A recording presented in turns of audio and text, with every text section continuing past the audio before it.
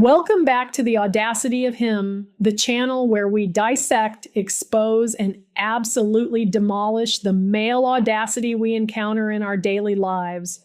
If you're new here, grab a snack, hit that subscribe button, and get comfortable. Today's story is a special one. It's about the loudest guys in the room. You know the type. The ones who buy microphones, rent sports cars by the hour, and dedicate their lives to telling women exactly what our place is.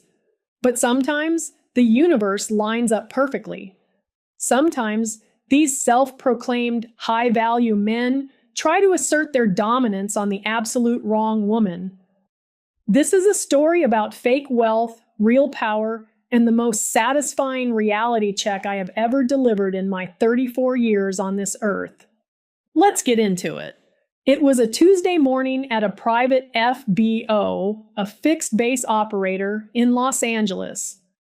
For those who don't frequent private airports, an FBO is basically the VIP terminal where you wait before boarding a chartered or privately owned jet.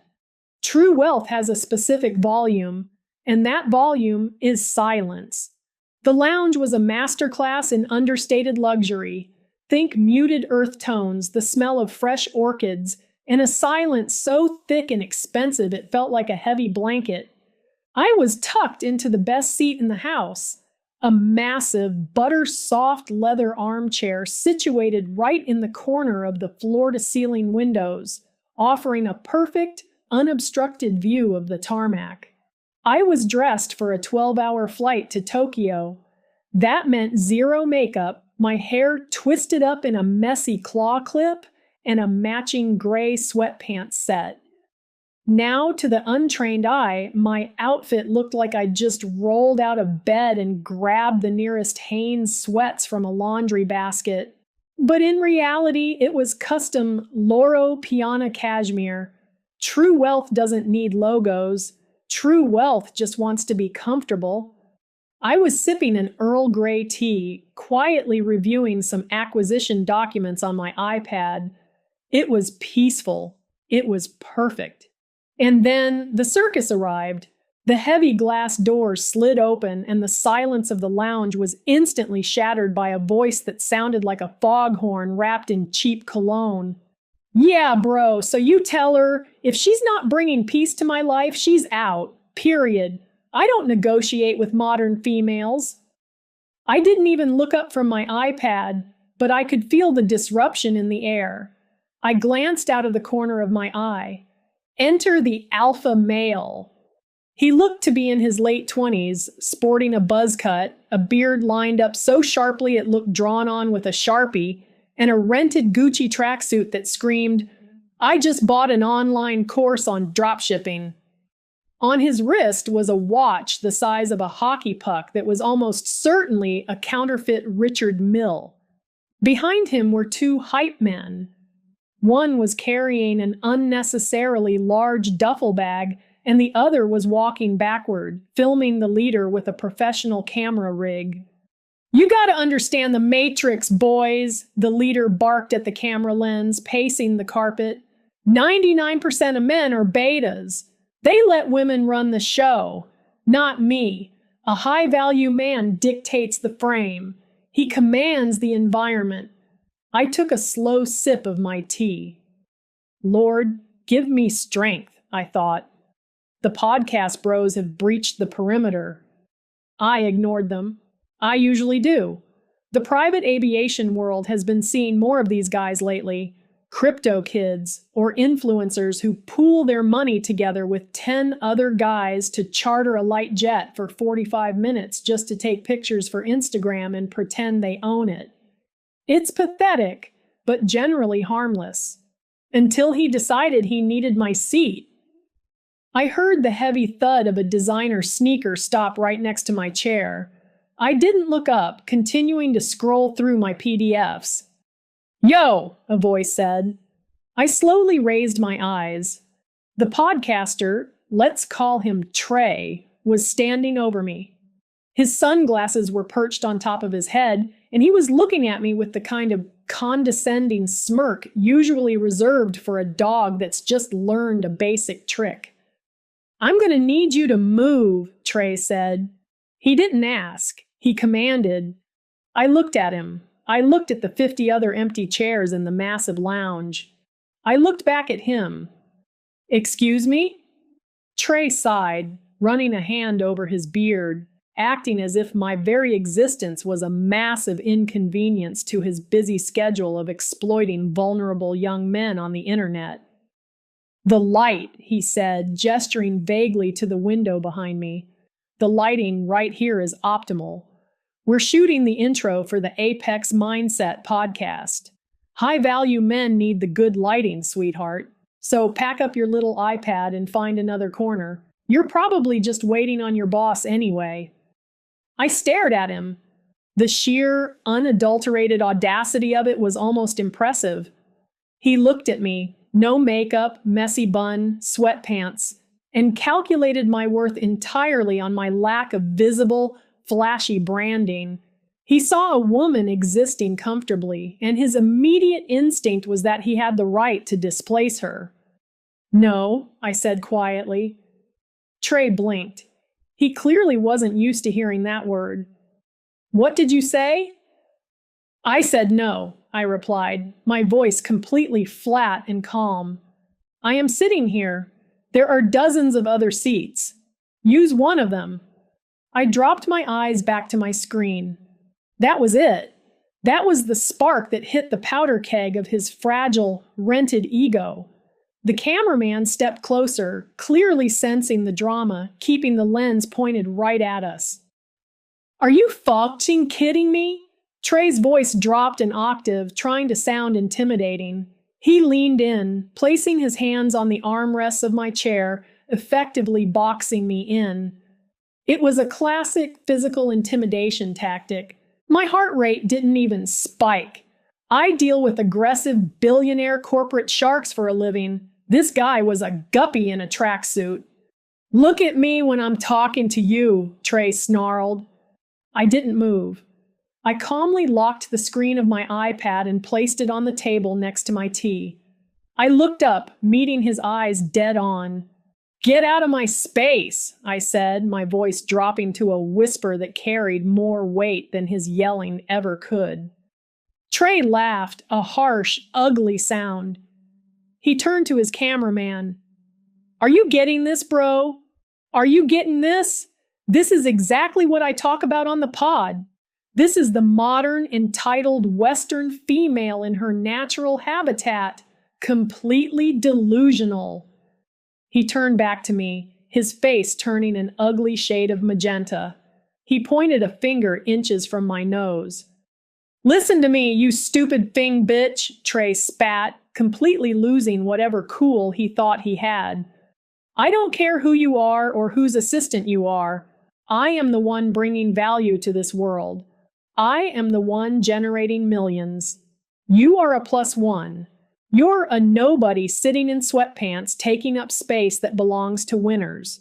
When an alpha male tells you to move, you put your head down, you shut your thing mouth, and you move. Do you understand how the real world works? Do you know who the fuck I am?" The lounge was dead silent.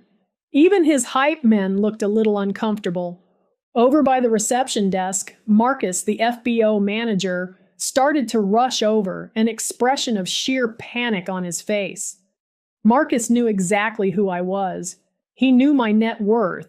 He knew my holding company, and he knew I could buy this entire facility in cash before lunch. I caught Marcus's eye and gave him a microscopic shake of my head.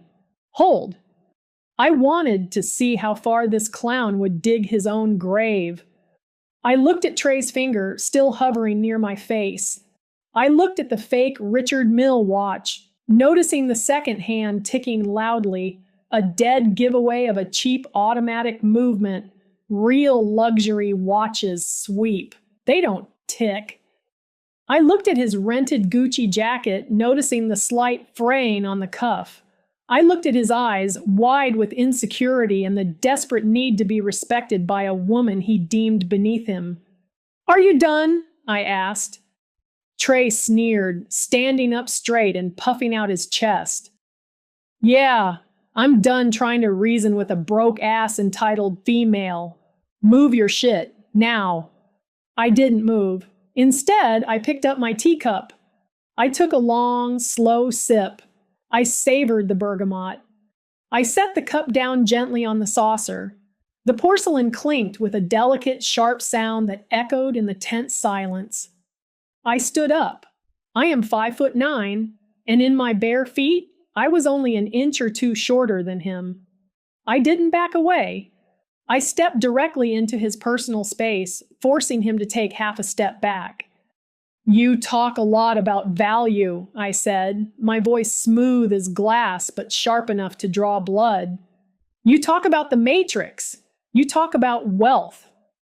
I reached out and lightly tapped the face of his massive watch with my fingernail. Tick, tick, tick.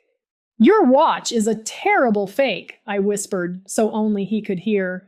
Your jacket is from a rental service. I can see the barcode tag tucked into the collar. And you reek of an anxiety that no amount of podcast yelling will ever cover up. His jaw dropped, the color completely drained from his face. For a split second, the alpha male mask slipped, and I saw exactly what he was, a terrified little boy playing dress-up. I picked up my iPad and my bag. You can have the seat, I said loudly, turning to look straight into his cameraman's lens.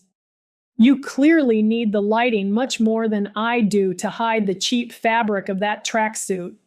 Make sure you get his good side, boys. He's going to need the views to pay off his Afterpay installments. I didn't look back. I walked away, the soft cashmere of my sweatpants swishing quietly. Behind me, I heard the cameraman whisper, Yo, bro, she cooked you. Shut the fuck up and turn the camera off, Trey screamed. I walked straight to the boarding doors. Marcus, the FBO manager, was waiting for me with a discreet smile. I am so sorry about that, ma'am, Marcus said quietly. Shall I have security escort them out? No, I smiled, handing Marcus my empty teacup. I have a feeling they're leaving soon anyway. Is my bird ready? Fueled and waiting, ma'am. The pilots are ready whenever you are. I walked out through the double glass doors and onto the sun-baked tarmac. The smell of jet fuel and hot asphalt hit me, my favorite perfume. My aircraft isn't a charter, it isn't a rental, it's a Gulfstream G650ER, $50 million of gleaming aerodynamic perfection. It is the apex predator of the skies, capable of flying from LA to Tokyo without stopping. It's painted in a custom matte charcoal black, sleek and menacing, with my initials subtly monogrammed near the tail. But as I approached my parking spot, I noticed a commotion. My beautiful plane had a parasite problem. Trey and his two hype men had somehow wandered over to my spot. They were standing right at the base of the air stairs of my plane. The red carpet was rolled out, and the cameraman was circling him, gimbal sweeping low to get that heroic billionaire angle. Trey was leaning against the polished handrail of the stairs, acting like he owned the world. This is what high value looks like, boys, Trey was yelling into the lens, striking a pose. We just secured the G650 for the Apex Mindset Masterclass in Tokyo. When you put in the work, when you stop listening to modern females and start grinding, you get the matte black Gulfstream. This is the Matrix conquered. I walked up quietly behind the cameraman. My captain, a distinguished man in his 50s, was standing at the top of the stairs. He looked down at them with an expression of sheer, unadulterated disgust, his hand reaching for his radio to call airport security. Then he saw me. His posture straightened immediately. I stepped right into the camera's frame. Trey saw me and rolled his eyes, looking exasperated. Are you stalking us now? Look, sweetheart, I told you inside. We are shooting high-level content here. Stop ruining the shot and go find your boss." Right on cue, my captain marched down the plush, carpeted stairs. He stepped past Trey and gave me a sharp, respectful salute. "Good morning, boss," my captain said loudly. He turned a withering glare toward the podcaster. "Are these gentlemen traveling with you to Tokyo?" The silence that fell over the tarmac was absolute. Trey froze. The cameraman slowly lowered the rig. The hype man dropped the heavy duffel bag onto the concrete with a thud. I looked at Trey. The color drained from his face so fast he looked like a ghost trapped in a rented tracksuit. His mouth was hanging open so wide he could have caught flies. The realization of what he had just done, who he had just screamed at in the lounge, and whose plane he was currently using as a prop for his fake life, was crashing down on him in real time. He had demanded submission from a woman who literally owned the sky he was trying to pretend he flew in. "No, Captain," I said, my voice carrying over the whine of distant jet engines. "They are definitely not with me." I took a deliberate step toward Trey. He actually shrunk back against the handrail, his false alpha male bravado instantly evaporating into pure terror. "You talk a lot about the Matrix," I said, looking him dead in the eyes, my voice dropping to a lethal whisper. "Let me welcome you to the real world." I pointed a single, perfectly manicured finger at the concrete beneath his feet. "You are currently leaning against $50 million of my personal property.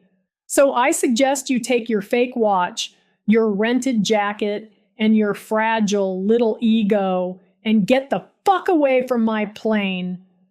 Trey couldn't even form a sentence. He just stammered, letting out a pathetic squeak as he practically tripped over his own feet backing away from the stairs. His hype men didn't even wait for him. They grabbed their gear and bolted back toward the terminal like they were on fire. I didn't smile. I didn't gloat. I just turned my back on him, walked up the stairs of my Gulfstream, and stepped into the gorgeous, climate-controlled cabin. Through the window, I watched airport security pull up in a golf cart to escort a thoroughly humiliated Trey back to whatever cramped, shared prop plane he was actually flying on. The heavy acoustic doors of my jet sealed shut with a satisfying thud, locking the noise, the disrespect, and the audacity of men like him completely out of my world. I poured myself a glass of vintage champagne as we taxied to the runway. I didn't think about Trey again for the rest of the flight. Why would I? Eagles don't concern themselves with the opinions of flies. And that, ladies, is the lesson for today. They will try to bully you. They will try to make you feel small so they can feel big. They will use loud voices and fake confidence to mask their terrifying mediocrity. Let them yell. Let them posture for the cameras. Because while they are busy faking it outside on the tarmac, you are busy owning the damn plane. Thank you so much for listening to today's story on the audacity of him. If you loved this takedown, make sure to like this video, leave a comment below telling me about the worst alpha male encounter you've ever had, and hit subscribe so you never miss an episode. Remember your worth, protect your peace, and never, ever give up your seat. I'll see you in the next one. Stay audacious.